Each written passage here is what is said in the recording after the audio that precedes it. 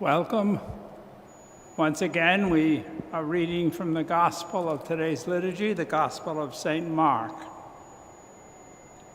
Jesus left the district of Tyre and went by way of Sidon to the Sea of Galilee, into the district of the Decapolis. And people brought to him a deaf person who had a speech impediment and begged him to lay his hands upon him. He took him off by himself away from the crowd. He put his finger into the man's ears and, spitting, touched his tongue. Then he looked up to heaven and groaned and said to the man, "Be open." And immediately the man's ears were opened, his speech impediment was removed, and he spoke plainly. He ordered them not to tell anyone, but the more he ordered them not to, the more they proclaimed it.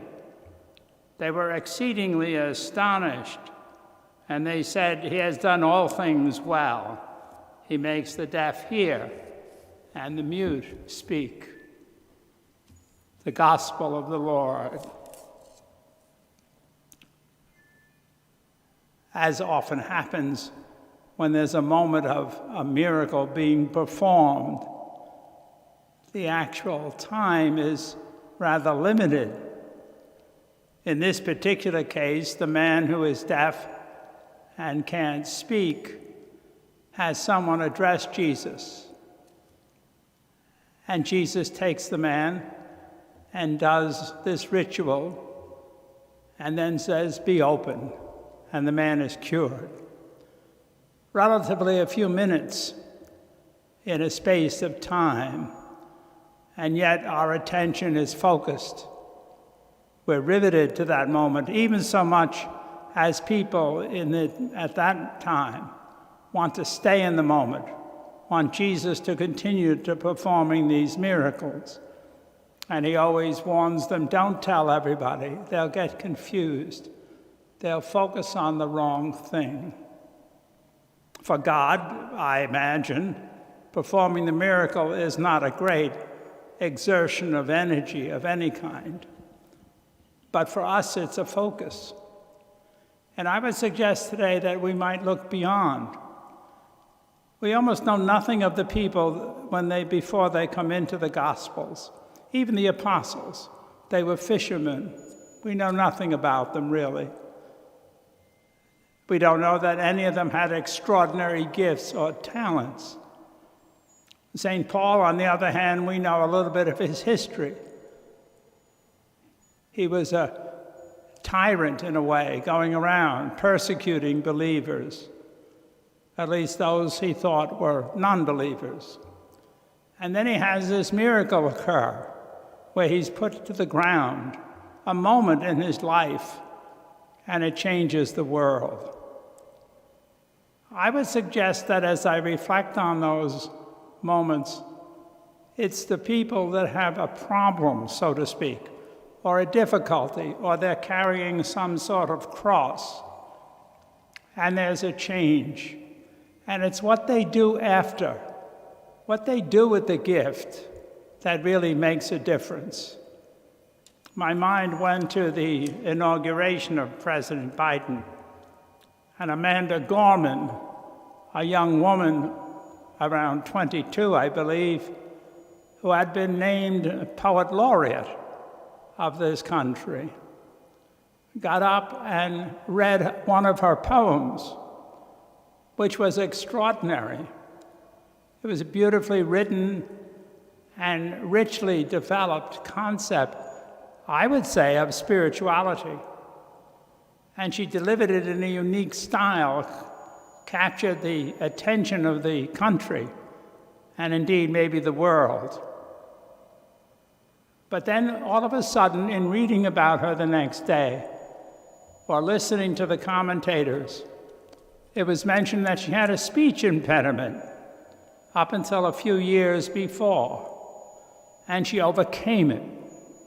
She also had what they described as a process disorder, I presume some sort of learning disability. And she overcame that. And she gave credit to her development as a person, to her family, to her grandmother and her mother. She indicated she was the product of family. But what she did was she experienced a cure. I don't know how long it took. I can't imagine the energy and effort that it required her to put into overcoming the speech impediment, for example. But there she was, sharing her gifts, impacting. It makes me stop and reflect that the miracles of Jesus in the gospel are not necessarily time-stopping, the way I have them in my mind, but rather a moment of release where it enables us to share, to make a difference in the world that we might not be able to have made beforehand. Have we experienced any kind of intervention or cure on the part of God in our life? I think so. Not maybe as dramatic as the man in the gospel, nor were our impediments necessarily so drastic as Amanda Gorman's. But it could be anything.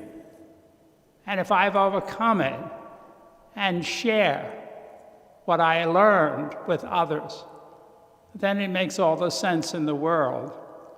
For when I become conscious of a limitation or a shortcoming I have, and then I work to overcome it with God's help, then I have to become more compassionate, more sensitive to others who are experiencing difficulty, perhaps more quick to forgive, more patient, more understanding. And while I might not impact a nation with my poetry, I may touch the life of another individual in ways that I never know. That's the miracle, I think. Not so much the act of liberation that we see in the gospel today, but I wonder what the man did with his gifts, or the 10 lepers cured, or the person brought back to life. The other day we had Peter's mother-in-law, and we know what she did with her liberation from the fever. She got dinner for the apostles and for Jesus. Not earth-shaking, not something that almost everybody would do, but she did it with generosity, and it was acknowledged. In reflecting on my own life, I wonder if I can pinpoint a moment where I was liberated in some way, where I was given some insight into myself, into my relationship with others, and I was able to make an effort to overcome and then to share with others.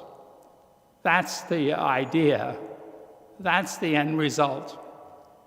So we thank God for his presence in our life. We look to him for miracles, or favors maybe is a better word. But that's not the real question. Once granted, what do I do with the gift, or the awareness, or the insight? Do I share it generously with others? Do I become a person who is compassionate? I hope you continue to pray for one another during these difficult times, and that you have a safe day. God bless.